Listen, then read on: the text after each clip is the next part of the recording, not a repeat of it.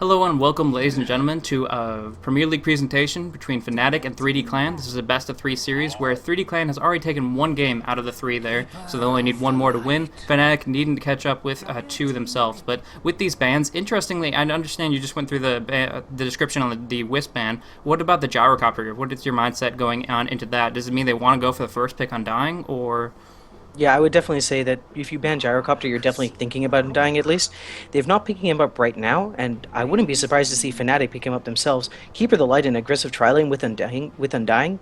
The Chakra Magic very well supports that decay spam, and it's terrifying to deal with. But Gyrocopter also just provides a ton of early damage. It allows you to be super aggressive in the early game between Rocket Barrage and Homing Missile, along with that call down for a huge amount of AoE. That syncs up quite well with Keeper of the Light. And on top of that, he is a very solid late game threat. So you can go and play him in a bunch of ways. It supports Fnatic's playstyle because they do like to be aggressive in the early game, and it gives them a nice backup plan if they're not actually able to go high ground in 35 minutes. Very true, very true. So that's going to be pretty interesting there as they go on into laning phase. I presume that they're going to have Darkseer on the off lane, which would be solo bottom, with Rubik on the supportive role. He can definitely play the solo mid, it's just he doesn't have as much rune control as he used to, and generally speaking, people are fine with just saying, okay, rank 1 spell steal is most of your utility there, so as soon as you hit level 6, you're not very experience reliant. Nullfield is a great passive, but all in all, with an anti-mage especially, you're not going to be too concerned about magic damage, specifically from a Keeper of the Light. So Rubik is going to help out a lot, and he's going to get some pretty cool steals, possibly could even steal the Demonic Purge and put it on the Lifestealer himself while he's raged to kind of just make him shamble along and not be able to lock down his target, as he just has pretty substantial mobility issues unless he picks up an item like a Blink or gets force-staffed by one of his allies. But this an anti-mage pickup with the Lifestealer off and the Phantom Lancer not really the hero of choice now that they don't have the Keeper Light. They're going to go with the AM for Nexus, and I think that's really, really strong. He has a lot of potential to just farm very aggressively, go for an early Battle Fury, get that maxed out Blink so he can just go all over the jungle, farm up really quickly, and then the fun is over when he hits Manta style. Yeah, I definitely think it's actually a little bit strange to see a team pick up an anti-mage after Shadow Demon's already in the pool. Shadow Demon is very good against anti-mage because you're able to go and get the mana break on the Shadow Demon illusions, and that basically guarantees that anti-mage will lose a bit of mana immediately after he drops down from the disruption. And on top of that, it's very scary against the Rubik and the Darkseer and any of the anti-mage's supporting crowd. However, Anti-Mage is a very good hero against Lifestealer because naturally he tends towards items that make him strong. Items like Butterfly, items like Abyssal. We see these on a late game Anti-Mage, and that allows him to be a pretty severe counter to a Lifestealer. But I don't know how easy it's going to be for 3D Clan to go and get to that late game stage, because if they are aggressively tri-laned, it's going to be difficult for Anti-Mage to find farm. However, we have seen Nexus pull farm out of very difficult situations already today, and I have plenty of confidence in his ability to do it even now. Yeah, one thing real quick for the chat, just to address in case I didn't introduce. I'm Blaze, this is Rainmaker, not 1437, as some guys decide to say there. But no, Yeah. I'll probably just troll comments. But nice interaction here. We do have Shadow Demon up against the Anti-Mage. Although the Anti-Mage was kind of picked on into that, if they do get the opportunity to get a disruption on the AM, that mana break will propagate to those illusions and add in a lot of nice little action there. It'll make sure that he gets a little bit of a buff, as a static buff to his non-scaled damage from the illusions.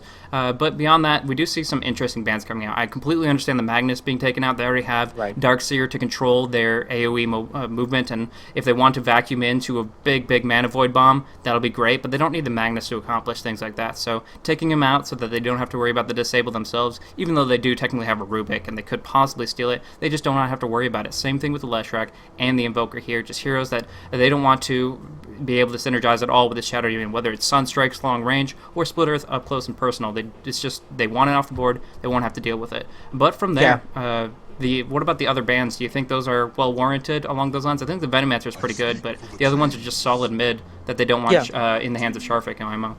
Those are kind of just respect bans. They're very terrified of Sharfik getting to that very strong early game start and allowing the Anti-Mage to get a lot of room to farm. But 3D Clan is very dedicated to protecting that Anti-Mage. Earthshaker is probably one of the best defensive supports, and he doesn't need a ton of levels. So he's going to be able to very easily keep the Anti-Mage safe. And one of the problems, and Anti-Mage doesn't even have the issue where you can get Fission on the wrong side, so Earthshaker can be very liberal and aggressive with his fissuring position, because the Anti-Mage can always blink aggressively to chase, and it's just pretty great. But that's a great hero against Anti-Mage. Going and being able to lock him down is probably the hardest problem you have against Anti-Mage.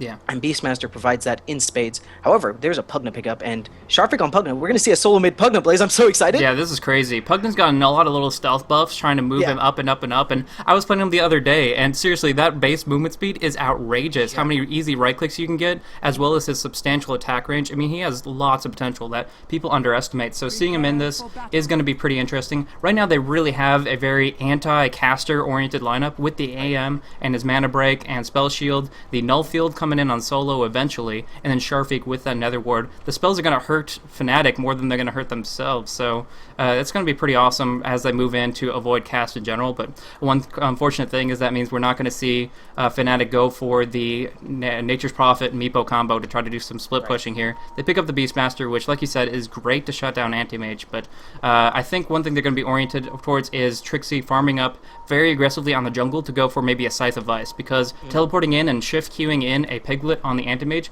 is a really great way of locking him down and making sure that you don't have to deal with that. In the meantime, our lanes are going to be looking very, very different from compared to what we saw last game. It's going to be, generally speaking, 3 versus 1 setups, with Lolico making his way gradually towards the bottom lane here.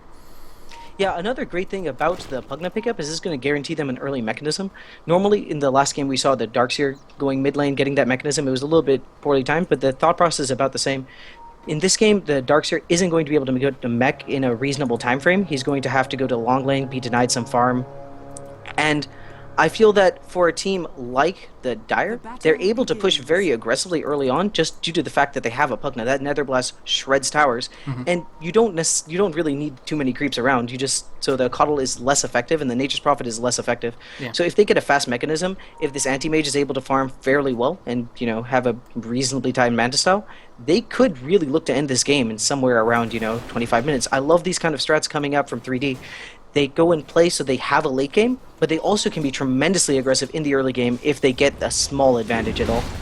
For sure, for sure. But one thing we didn't really get to talk about too much is the Earthshaker pickup, which is a little bit unorthodox in this day and age. That we're looking for lane support. They have a Darkseer. Both those factors play into the Earthshaker quite effectively. But beyond that, they do have the fact that if they were worried about a Meepo pickup, that Earthshaker's Echo Slam really, really nullifies the potential of that, shutting him down with a lot of AoE burst damage. You just can't come back from that, generally speaking. But in this draft, we're seeing much more a completely different style. It looks like there's some Rubik coming on into the mid lane just to try to force Hani back, but for the time being, he'll get enough CS to get his bottle, and from there, he can play very aggressively. I love Beastmaster mid myself, instead of relegating him to the top lane, where he can do some, he can survive and stack very well, but he doesn't get to be as active in kills, and I definitely want to see Hani be much more proactive in trying to put some real kills on the board right off the bat.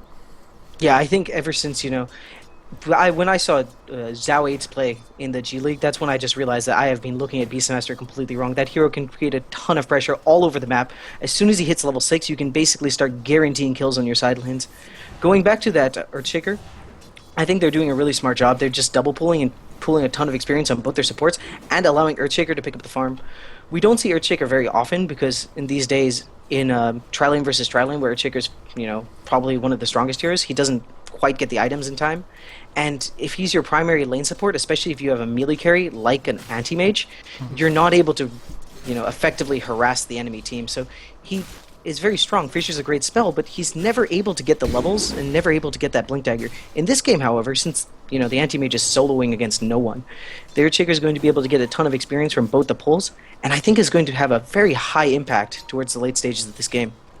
Meanwhile, on Fnatic's line, they do have a lot of potential pulling themselves with the fact that they have control of the mid lane and the mid pulls here, using the kobolds, only letting one creep of an entire wave going through, and it's going to force Solo to come out through and pop off the Sentry Ward, but now getting caught out, Hani has the haste rune, which can pursue indefinitely. The telekinesis does come out to delay him a little bit, but with the Stitcher Prophet TP, I think they can get first blood here easily, not even having to pop axes. Now pursuing onto Sharfik, can't get the blocks off to set up the Sprout, but nevertheless going on underneath the tower, that Nether Blast, but it's not going to slow him down enough with the Decrepify to actually get the damage off. Either way, there are 3 in mid, a couple of trees. They might want to look into pushing, but for the time being, they're happy with the first blood. Yeah, one interesting thing to note is we're going to see how aggressive they want to be early on by the leveling of Netherward. Netherward, it basically sets you up for pushing very, very well, and once you get to a level 4 Netherward, it's tremendously difficult for a team to really defend it, even if you have heroes like Coddle, because while Coddle can keep providing you mana, you're not going to be able to actually survive.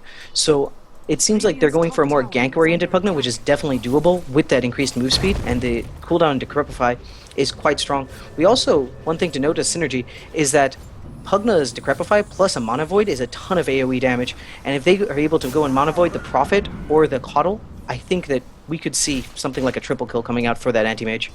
Yeah, most definitely, most definitely. But right now, both carries are happy to be farming. I believe that's going to change a little bit when we go close in maybe towards the 10-minute mark. Right now, just going to take down a tower. Then Nexus will do his best to control the creep equilibrium, try to keep it in a safe spot, evened out, and then from there just keep on ricing away and getting continuous CS and farm. But in the meantime, if they can get a tower kill on the board as well, that's going to enable them to get a lot of gold on the board and help their momentum. But yeah, like I said, around the 10-minute mark, we're going to see a lot more action. Right now, it's all about the runes, whichever rune is picked up by whichever mid, which looks like Illusion is going to be covered up for Nature's Prophet. And they're going to go 2 versus 1 on Sharfik right here, which could put him in a really bad spot, so he's going to fall back from here. They don't have the Boar Slow, but the big thing is they refill Hani's bottle right here. Anyways, but yeah, when we move in towards about 10 minutes, both carries want to go for more farm than that. They want to get the Battle Fury and then farm. They want to get the Midas and then just rice away. But the fact of the matter is, we're going to be looking at them wanting to also shut down the enemy's farms. They're going to have to participate a little bit more actively to try to make sure that the enemy isn't free farmed. Although they're confident in their own carry abilities, the fact is it's a lot easier if you can just put 1 or 2 kills on the enemy carry early on. So I think that they're going to transition a little bit with that Beastmaster Roar, with the Nature's Prophet teleport, and Snakes infesting inside of him, and put out some nice aggression in that regard. Yeah, but they definitely have a really strong insurance policy. This Nature's Prophet is going for that Midas, so that basically guarantees he's going to get a well-timed Hex. And more than that, it means that... Actually, mid lane, beautiful Fissure coming out. He's blocked out completely. The disruption delays a little bit, and they're actually putting out a lot of damage with the axes, pulling back on in. Nature's Prophet should be able to get a right-click kill with the Sprout. Nice action for that. Solo's going to drop down again, and now Dread pops off that totem, but it's not going to be enough. Trixie does get hit by the Nether Blast, but beautiful Illuminate damage, and actually going to force Slark to drop down, the Pugna Slarfik, or I'm actually messing up his name twice over, but yeah, Sharfik is going to drop down there, and Dread's taking some damage, but I'm not sure if Fly can finish it with this Illuminate. Dread will go on toward the west and be able to survive for the time being. Yeah, that's just really great rotation coming out from the Radiant. They didn't expect both supports to appear on the mid lane, and it just cost them quite dearly. That Pugna going down was very, very necessary for the Radiant team, because if Pugna gets off to a very strong start and actually begins to tank up with that, mechanism, with something like a Django perhaps, it just becomes progressively more and more difficult to kill him, and this is the part of the game where you want to kill the Pugna when he's sitting somewhere around 600 HP. Most definitely, most definitely. But I actually like the play on top. Hani transitioning up and actually almost killed the last creep that the tower was tanking up. If he had accomplished that, I'm 100% certain that Aurora would have come out. Speaking of, if Hani could just close the distance here with his Boots of Speed, he would be looking for Sharfik, but 370 MS is just too big to deal with right now. Actually, nice exchange. Aurora pops off, creeps all over with this Illuminate to finish it off. Dread just can't save him, and instead he's going to drop down again. So that is 2 deaths on Sharfik and 2 on Solo as well. So that's putting them in a really bad spot. What they're relying on at this point is the anti-mage, which again can be slightly counteracted by that Shadow Demon in the sense that he can take in a lot of his damage just through the illusions alone. Yep, and now just about both Midases are up on the Nakes and on the Nature's Prophet. It's going to be progressively more and more difficult for the supports on the Dire team to have an impact, because they're just dealing with a huge gold deficit. They've not been able to farm particularly well. The Rubik's sitting on 3 branches, and the Earthshaker, yes, even the Earthshaker does not have his boots. They've been roaming very aggressively and trying to set things up on mid, but unfortunately the supports on the Dire team have also been camping mid, and they have the additional advantage of having a Nature's Prophet to be able to TP in at any time. So just that +1 is giving the Radiant the advantage in all of their fights. Disruption to come out. This is going to be a pretty easy kill in my mind with this Illuminate charging up and that Soul Catcher. But they do pop off their ultimate, trying to heal up against No Tail. A lot of damage coming out, but a beautiful Wrath of Nature, finishing off Pugna before he can heal up too much. Solo on low life. Hani wants those axes, is blocked off, has to snipe him long range, not going to get it. And so instead Solo is just going to barely retreat. The Shadow Poison not going to be enough to bring him down, but Nature's Prophet TPing on in. Last right click will come and finishing him off. Nice little play there for a technical double kill for Trixie out of all that. Yeah, this again, it just comes to the fact that the Nature's Prophet's providing them the +1, so when they play aggressively, they'll have an advantage against the Dire supports and their mid player. Really great play. Sometimes we don't see quite as often, because normally you see the Beastmaster going and providing a lot of ganks to the side lanes, but here, the supports are coming to him and they're making the plays there. On the other hand, though, the Anti-Mage has been free farming picked up a tower, and he's going to go into that really irritating split push mode fairly soon. Just about 1,200 gold away from his Battle Fury, and it's going to change the tenor of the game when he goes and picks that up.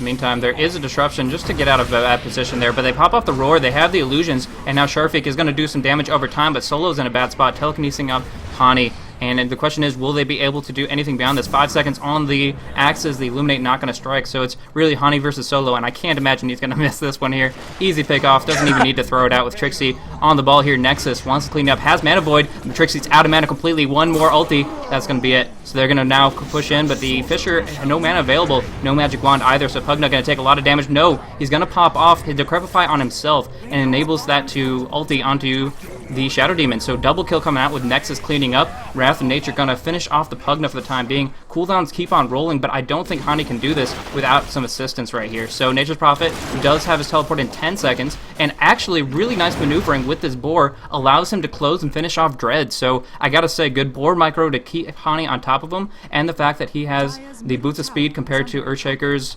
completely naked feet. So that's really gonna now allow him to close the distance, and now they're sitting at 9 and 5, pretty high and dry, even though Anti-Mage got 2 kills for himself. Yes, I believe there's also a solo kill in the bot lane. The Darkseer was able to pick off the Nyx, and that definitely helps out the Dire. They did need that kind of exchange, and it was a lot of experience going the way of the Pugna. He's only sitting at level 6, but, you know, and it's a fairly stale level 6 at that, but the Anti-Mage has managed to pick up level 9, and he's a considerable threat. With that Battle Fury, it's also done, so he's going to go start farming woods, pushing out top, and kind of force the Radiant team to play more defensively and not allow them to go all around the map. And it also makes ancient stacking much more relevant for both sides. The Beastmaster Axes was a pretty good maneuver to clear them previously, but now with that Battle Fury up, both sides have their own way of working around it. And in the meantime, I think Arrow's going to be able to farm 1v1 up against the Darkseer nicely, despite the fact that he underestimated him and did get dropped down at one point in time. But in general, he's still doing fairly well in the last hit, 68. The problem is he hasn't been active on as far as hero kills go. He's 0-1-0, he hasn't participated, and they need to try to make something happen more aggressively. Now Hani, with Boots of Travels, roaring off on Rubik. Beautiful Hawk, scouting out, using the Hawk even at nighttime, and Boots traveling it to find an opening where he can just solo kill on solo himself, the Rubik. And that was just a really, really nice maneuver, getting those bots so early on, and using his micro with his summons to just completely pick off. It's pretty much like playing a Nyx Assassin as a Beastmaster. That's just so powerful. And also, you have to look at the synergy, because the Nature's Prophet can TP in at any time, and with Infest, it becomes even more dangerous. They can go for basically a build your own, this is like a build your own Spectre lineup. They'll be able to pick off anyone on the map. Oh my gosh, if Hani gets out of this, like there was this big exchange going on through, I thought it was just going to be a quick pick off, but no, it's enough for Beastmaster to survive. Dread gets shadow poisoned up and open wounds down, and it's actually a 3-kill swing. Holy crap. I didn't feel that was worth commenting on, because he was definitely going to die in my mind, but a beautiful Wrath of Nature again. I gotta say, the unsung hero is Trixie right here, popping off beautiful ultimates, getting gigantic kills from across the map, and on top of that, big damage coming on out. So they didn't finish off the Beastmaster, and instead he walks away. Boots of Travel's helping out a bit in that regard, but otherwise, just really good coordination from Fnatic in general, coming into the mid lane, being where they needed to, and turning around for 3 very effective kills. Yep, it looks like the Anti-Mage is in fact TPing in. I don't know what he's looking to accomplish here, just maybe a Mana Void kill, but no. Just scaring away the enemy supports are not actually going to go aggressive, and I don't think they can. Look at this Pugna, not even treads for that additional HP, only sitting on a headdress. Roar pops off. Going off. Yep. Yeah, no chance at all. He got completely picked off there. The Boots of Travel TP on the bird. A lot of people don't know this, but unless they've changed it, if the bird is invisible when you're Boots traveling to it, they don't see that ring around it. They just don't. If they don't hear it, nothing. They have absolutely no idea of what's about to come at them, and then you get that good initiation kill. It's very similar to the TP Scythe, except you can't see it whatsoever. So a good positioning for the bird, and unfortunate for the Anti-Mage that he gets dropped down, and of course this big team fight breaking out. It's pretty easy to clean up right here. They don't, right now Fnatic is in a good position, doing a lot of damage. Shadow Demon will be claimed in the end, but with this boar slow, Sharfik should be subjected himself. So both of them dropping down, and that's setting them up to take the tier 1 tower kill. So it was quite a bit of exchange, but it was pretty clear that Fnatic had the advantage just going on into that. Yeah, and with lifesteal getting the last hit on that, he's sitting at about 2k HP. I wouldn't be surprised to see him go for an armlet now, and they can look to, you know, just about finish the game. They don't have an earn up on their Keeper of the Light yet. He's about, what, 900 gold away from that, but if they just let him farm that up and have the Nyx finish maybe one more item, they can really, really look to pressure the enemy team, because you know, no one on the Dire has any items right now. The anti-mage is sitting on a battle for you, but that's not enough for him to be effective in team fights. Yeah, but we can't keep him.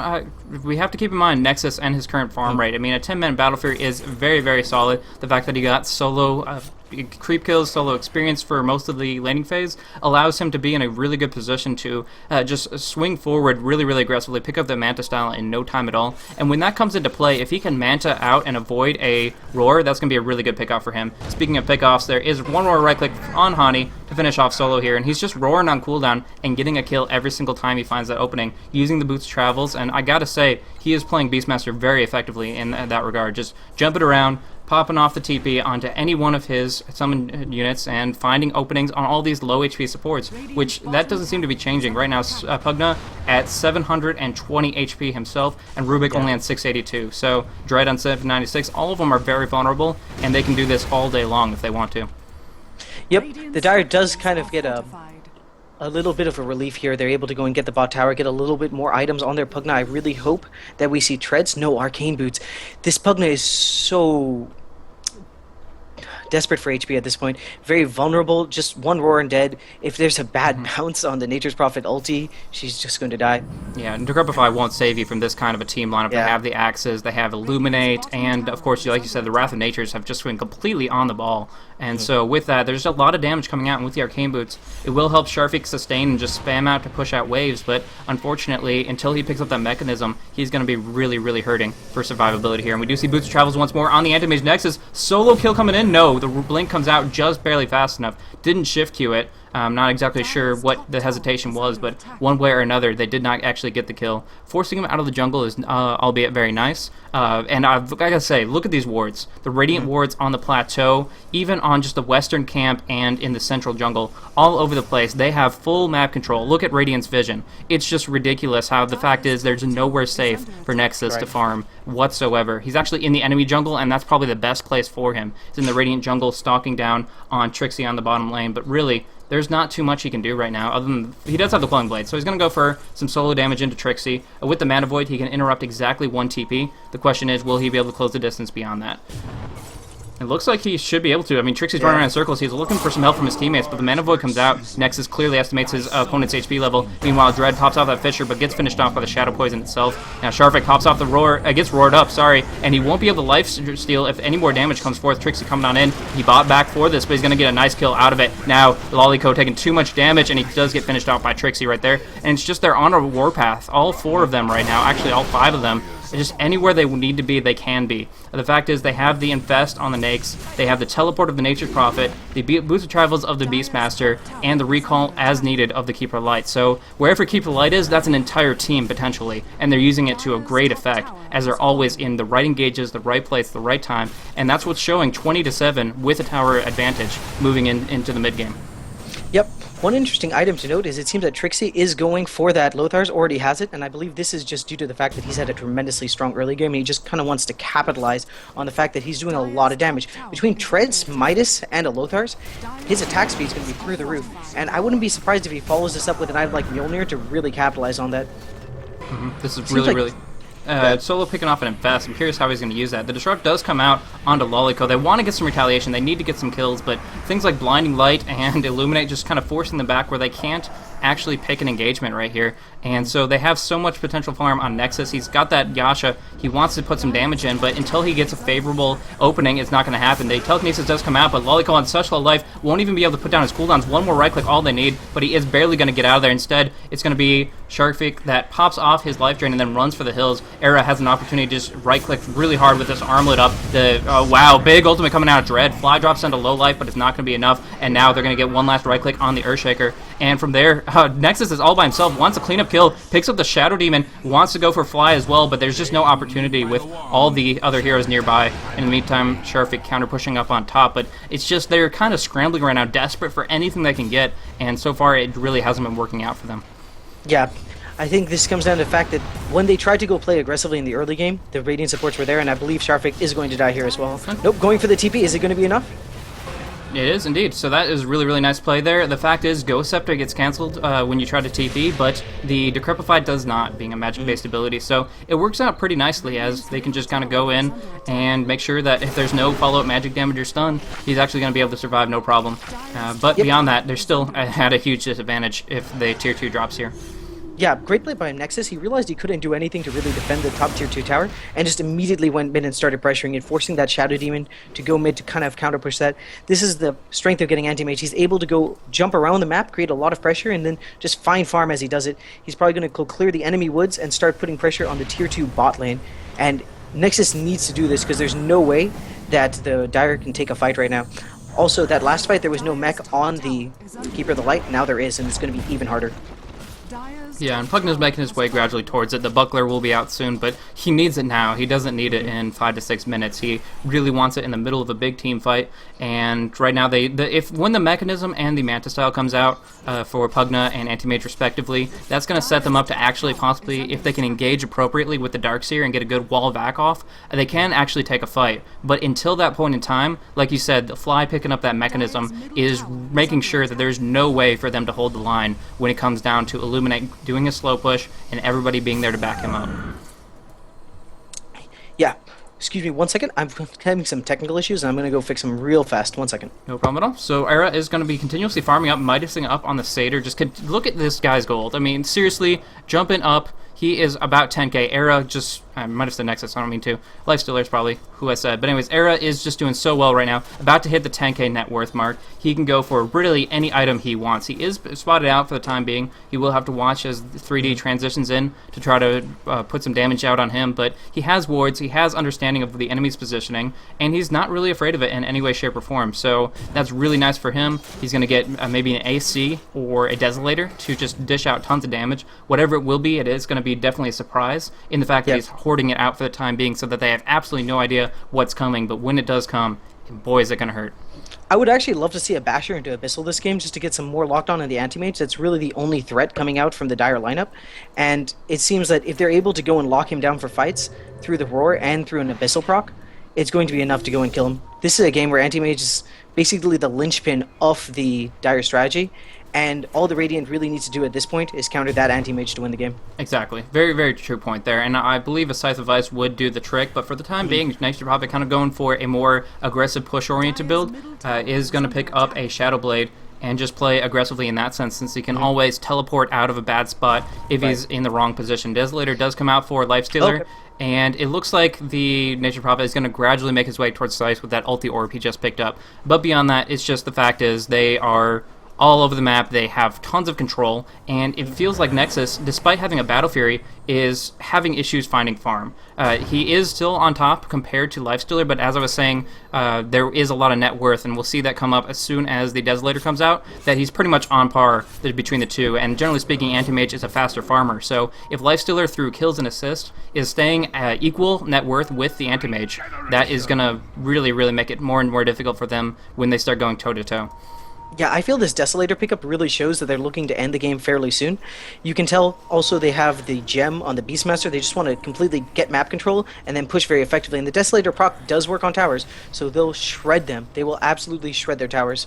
One other thing to note is we were talking about, how to shut down that Anti-Mage. Beastmaster is doing a great job with that, going for that Ag Scepter. The Point Booster is a great item to have in the early game. It's very efficient HP and mana, and the increased range on the Beastmaster ulti coming from that Ag Stick is going to allow him to go and launch even more efficiently. Yeah, one thing I didn't even realize is the tier 1 bottom is still standing. That's kind of a little bit of a silly thing. They had such priorities in the enemy's jungle on the top lane. They're like, okay, we'll take a tier 2.5, and you guys can have your little measly tier 1 on bottom, but they can take that at pretty much any time. They just have to be all grouped together. For the time being, Trixie wants to just play a little cat and mouse, jump across the map, and that might actually bait 3D into going into Roshan, which of course can be counteracted by everybody being in the right place at the right time. So they're probably pretty sure of what's going on, since 3D was all towards bottom and now just completely disappeared off the map. But the question is, can they contest it? The fact is, there's a Darkseer, there's an Earthshaker. Even if it's only a rank 1 Echo Slam, it's still very powerful. And for that reason, I think that they might just let them have it. Let Nexus go for that Aegis, and he does have that Manta Style up as well, so we'll have to see. Yeah, I really think though they should contest this because I feel like if with just some Illuminate spam, and here the pings coming out, they actually had smoked in and weren't able to catch it. But no, it's a little bit too late. Anti-Mage is able to pick up that Aegis, and that's something they desperately need. With Amanda style, they might even be looking to take a fight, but no.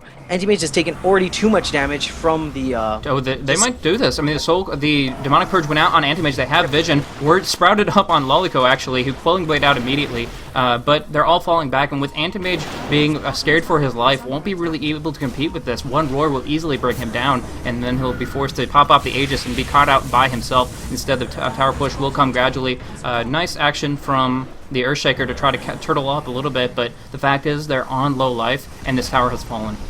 Yep, and there we get to see how strong Desolator is against buildings. They were able to take down that tower in maybe 10 seconds, and it looks like there's a fight. No, Lolico, that Quelling Blade is probably the most useful item he's bought so far, but he does have a finished... No, he doesn't quite have a finished pipe. Still looking for that... No tail, bad position, getting just the ultimate is all he needs. No, a couple right clicks. Era taking a lot of damage here, but dishing it out all in turn. So now Nexus is in pursuit of all the intellect-based supports, but he's taking too much damage, falling back. He does have Urn ticking away. But he should survive from it, and from there, just blinking on out to safety, keeps his Aegis intact for the time being. But all in all, a 1-for-1 exchange, a solo for a offlane, or sorry, support for an offlane. So I guess that favors Fnatic, but they don't want to be trading kills here. They want to be just completely dominating with their current massive advantage as far as golden experience. They definitely can tag more than just one hero down. They just have to find the right opening. In the meantime, though, they could actually just decide to farm up the jungle a little bit and make sure that Anti-Mage isn't farming at all, because they still have those observer wards up for their enemy jungle. So Nexus in a pretty sore spot. They could just wait out the 6 minutes. They actually only have about 3.5 left, and just make sure Nexus isn't hitting up the jungle. But this is not the way they're choosing to play. Fnatic wants to go aggressive, and they're all flanking on in up against Nexus with this Shadow Blade up here. Yeah, I don't know if they'll be able to get the skill, and I wouldn't. Oh no, here's the Beastmaster there with that roar. Definitely. Yeah, Aghanim too, but they're unfortunately not going to go for it. He's just going to blink a TP out. Good vision. Just jumps down to the bottom lane, keeps farming. And in the meantime, what can be done? I mean, they can't really retaliate, so they're just going to go and defend mid while Nexus is distracted from for the time being. Yep. I think they should just really let this Prophet farm, another 800 gold, pick up that Hex, because if he had that Hex, that would be a kill on the Anti-Mage right there. So they're very close to being able to completely lock him down. They're just not quite there yet. It looks like Lifesteal also is going for that Assault Cuirass. I'm guessing he's going to go for that Assault Cuirass. It stacks very well with the Desolator. You start doing a ton of damage, and it's just, a way to end the game fairly quickly and provides a little bit more tankiness for supports against that Anti-Mage. Sure.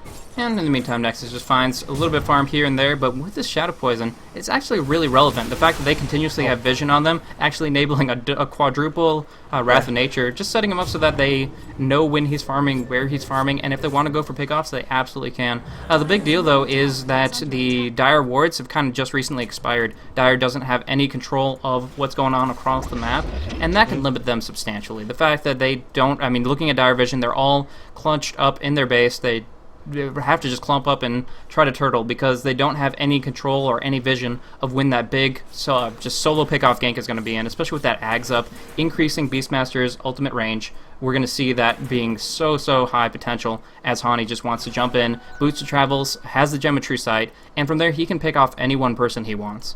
Yep, I gotta say, really commendable to Hani for giving them that, great map advantage, that vision advantage, that early pick of the gem paying huge dividends, and more than that, his early pickup of Boots of Travel got them in this position to begin with. I think while it's a little bit unorthodox, he saw the opportunity, and perhaps this was a planned strat with that Nature's Prophet to go for a very global lineup and allow your Nags to get a little bit more farm in the early game so you can be a complete monster at around this time, 26 minutes. Most definitely, and it's really difficult for 3D Clan. At this position, your carry isn't farming, you have to constantly teleport around just to defend your towers, and it really comes down to item slots a lot. Like Lolico, he has his Quelling Blade and his TP scroll, but he can't really have anything beyond that. He's sitting on a Pipe of Insight, and even if he did have the farm, he'd be sacrificing other really powerful items like a Magic Wand, and those kinds of things. So, I think they're more worried about their golden experience than their item slots, but just the fact that they have to constantly really move to the flow of Trixie, where and when he wants to strike, they kind of are in a position where the control of the game is completely out of their hands. Fnatic is in the driver's seat, and from there it's only going to get worse as we see those graphs still gradually climb, even if they have plateaued out a bit. Now, Nexus is actually pretty close to Trixie. I'm curious to see if they will cross paths and if there might be a chance for Anti-Mage. Yeah, Nexus comes on in, he's like, hey, there's some creeps. know there's a Prophet, but without any detection, there's really not much to say about that. And indeed, there is the Aegis going to be dropped down in 1 minute, which kind of is a flag, a signal for Fnatic to turn things around and just start going crazy push style with only one anti-mage to deal with. Yep, and that's going to make it very, very difficult for the Dire to do anything, because this small reprieve they got was basically all due to the Aegis. They can't really contest the next one either, because by that point, the Nakes will have his AC. I'm guessing it's an AC. It might be a Mjolnir, but I don't think it's very necessary this game. But once he gets that AC, they can't really go into Rosh, even with a Darkseer. And when you have a Darkseer, you kind of expect that as Darkseer on Dire's side, you expect to have the Rosh advantage. I just don't think they have it here.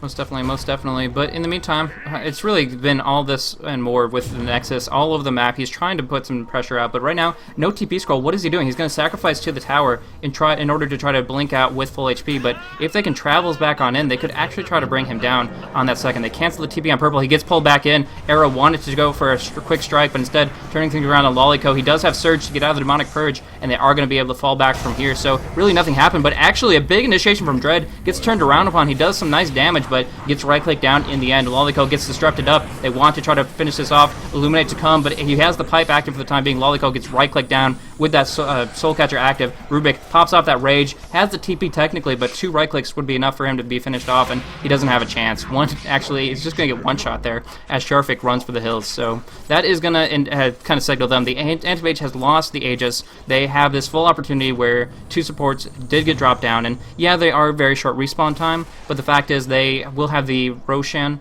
the Primal Roar. They will have Beastmaster's Roar up in just a moment, and from there they can just strike. And actually, oh my gosh, Nexus, huge pick off right here. Does he have buyback? No, he does not. If they can finish him off, but Mantis for the time being blinks away to the northeast, barely survives, and indeed he's actually going to be able to get out. So that could have been a really, really big pick if they had lost him right there, but there's just not enough damage coming from the Prophet just yet.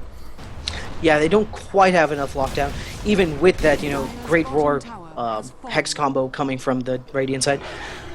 I don't think it really matters, though, because once they start to go high ground, it's going to be very, very difficult for the Dire to really fight.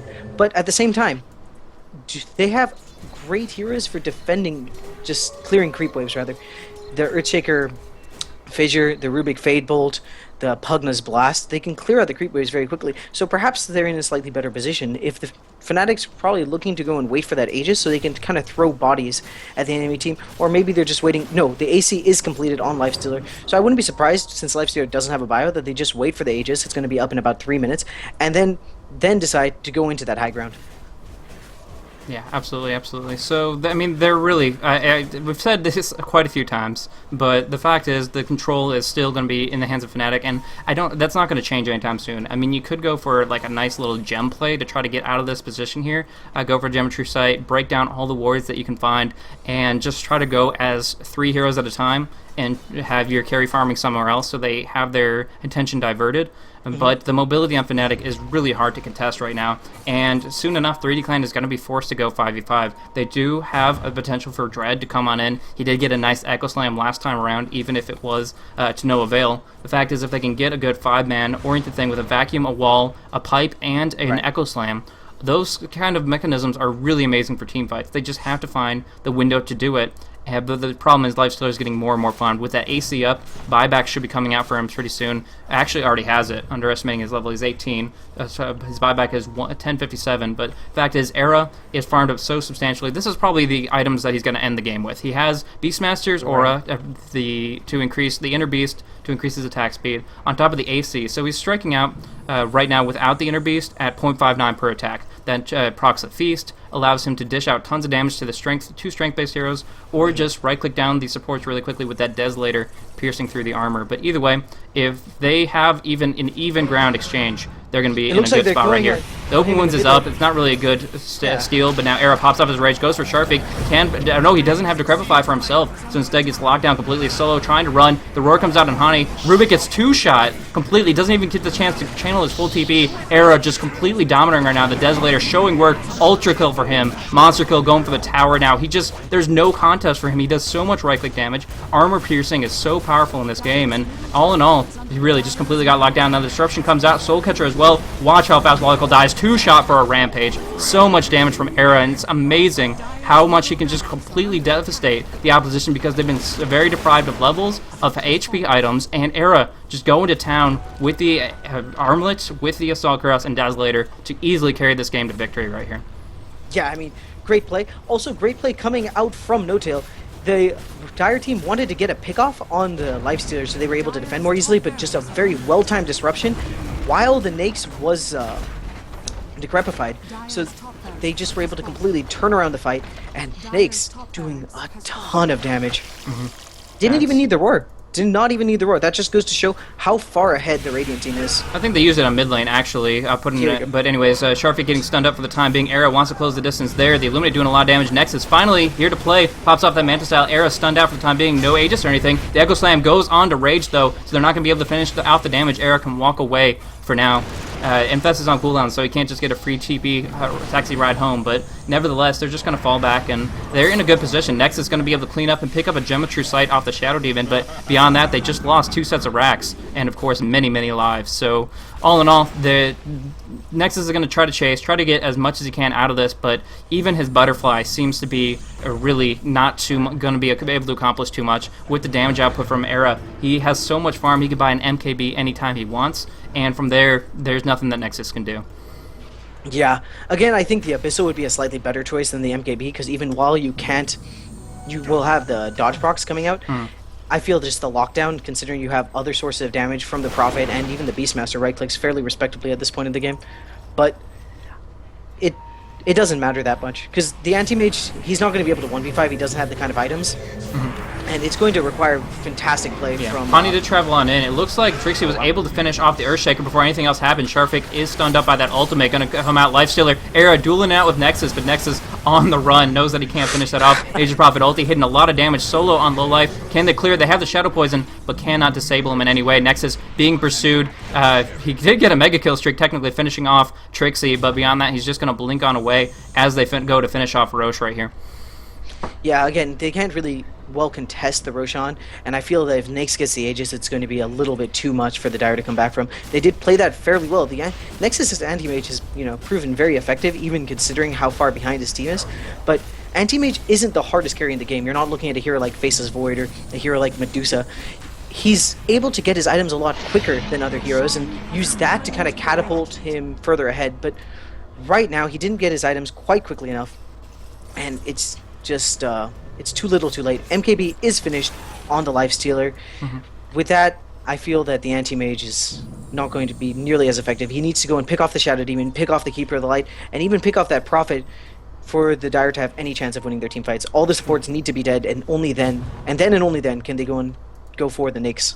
Absolutely, absolutely. So the MKB out. Oh, I mean, this is just going to be bad. If Nexus comes in and is able to do any right clicks or I don't know. It's a disruption on No Tail. He's going to actually get picked off here. So, I don't know. It was a weird exchange. We do see Nexus and Era kind of batting eyelashes up on top, but the big action is happening on mid lane. Dread dropping low life. Wants to get that Echo. Does manage to bring down Fly, and with a nice ultimate coming out of Nexus, actually finishing off, and the supports will fall. This is kind of what you're talking about. If they don't have the disables, he can actually use the support of his team to take on Nexus. Honey dropping down here, and now Nexus, if Era wants to go on in, he is going to pay for it with a very, very difficult fight. But nevertheless, Trixie getting right-click down for the time being. Era comes on in, pops off the open wounds. Anti-Mages blink up in 1 second. Will be able to get it off. And from there, just going to be on the run for the time being. So, in the meantime, look at the top. They have the tier 4s dropping down really quickly, down to 300 HP.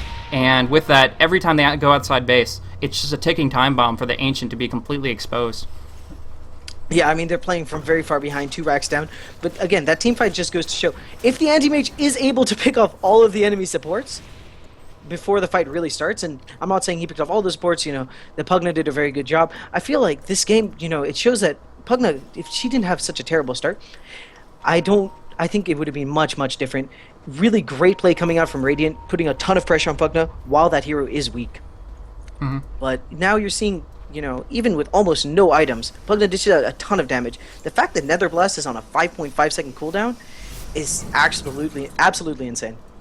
Yeah, that's very substantial. It's going to be doing a lot of AoE damage, but is it going to really amount to much at this stage? The biggest thing, I gotta say, a little bit of a mistake is that Beastmaster doesn't have a Pipe of Insight. He went instead for a Refresher Orb, which is great for locking down heroes like Anti-Mage, but all in all, that is that damage that's coming out, the Fade Bolt, the Nether Blast, so on and so forth, and without a Pipe, the supports are actually pretty vulnerable right here. We saw No Tail and Fly get picked off very, very quickly, and they're just going to keep on in that spot. Nice little Greater Hawk play, keeping an eye on what's going on in the base. But in the meantime, this tier 4 is going to fall in just a moment. There's only a little bit more that can be done. Nice snipe on the Hawk, actually, from Earthshaker. Yeah. Keep an eye on that. But beyond that, they're all stuck in their base. The last racks, they have to choose between their tier 4 and their tier 3 on bottom, and either way, it's going to drop. And Sharfik actually denying it. I mean, yeah, you're getting rid of gold, but no, that's not going to be... You're going to lose the Ancient that way, so I think they're practically... I mean, it was one hit away from a creep, so, like, at that point, if a Mega Creep can one-hit it and they're expecting to go and fight the bot for bot tower, I don't know. But fair enough. Yeah, it seems like the Anti-Mage has finished his... Ooh, nice Fisher. Actually, Aaron in a bad spot right here. He actually popped the Infest off. Instead gets disrupted up defensively by No Tail, but the illusions coming out from the Wall of Replica will allow them to fight right here. And actually, the Roar popping out on Nexus. The Axis as well, probably going for a second Roar, but Era doing a lot of damage. Still has that Aegis, popping off a big Infest, getting almost full HP, and Nexus falls. And Era just doing so much, walking through the wall. No trouble at all. Going to be able to clean this up, and good game, well played, has been called out now. 3D, lost 4, Pugna on the run, and disconnecting on out. That was a really nice game. I gotta say, the carry action went to Era, but the person who gave him Breathing Rune, I think, the most was Hani, with his aggressive plays with Boots of Travels, finding solo pickups on the supports. I mean, Rubik ends the game at only level 10 in 39 minutes. He was picked off over and over and over, and we could just see on the KDA that both Prophet and Beastmaster had a very large impact on the game, and they were who set up Era to farm. Yeah, I mean, it's just very, very solid play. The Nakes didn't have to show his face until about 15 minutes in. The Anti-Mage had to put more presence on the map than the Nakes. And that's not something you see very often. And it just comes down to, Honey picked up those really fast Boots of Travel. He loves that item, and he's so effective with it because he's always looking to set up kills. It actually reminds me of Sharkif's Storm Spirit play from the first game. In both games, the team that won was the team that was able to have their mid lane have the highest impact on the game. And more than that, I feel the Prophet pick really tipped to the edge. Dire wanted to play aggressive. They moved the Rubik mid, they moved the Earthshaker mid very often, but they were countered by the fact that there's a Coddle and the Shadow Demon. And that is an even match there. It's a 3v3. But when that Prophet can TP in, that's what tips it. That's what allowed Radiant to get those first couple kills and let them to start to snowball. Absolutely, and from there, I mean, it was very, very obvious where the game was going. The fact is, Lifesteal got that farm, and Anti-Mage couldn't compete with it. Even with the Battle Fury at only 10 minutes, he couldn't find the places to farm with it. So the Cleave was great to make his farm very brief. He can get in and get out, but the fact is his base was completely warded up. The jungle was not an option, and from there, he was just trying to kind of do a little bit of split push action, but the rest of his team was all clustered up. They couldn't do anything. So Nexus, I mean, you look at that level differential, 23 on Nexus compared to 14, 15, and 2 level 10s. It was obviously all on him, and unfortunately Lifestealer and Nature's Prophet together, especially with Beastmaster and that Refresher Orb, completely counteracting him so that he couldn't accomplish what he needed to. So all in all, great game. That is going to be 1 point for Fnatic, 1 point for 3D Max, as we move on into Game 3 to decide who takes this matchup in the Premier League. I'm Blaze, this is Rainmaker. Thank you guys so much for tuning into this, and we'll get onto the game in just a minute. Cheers, guys. GG's.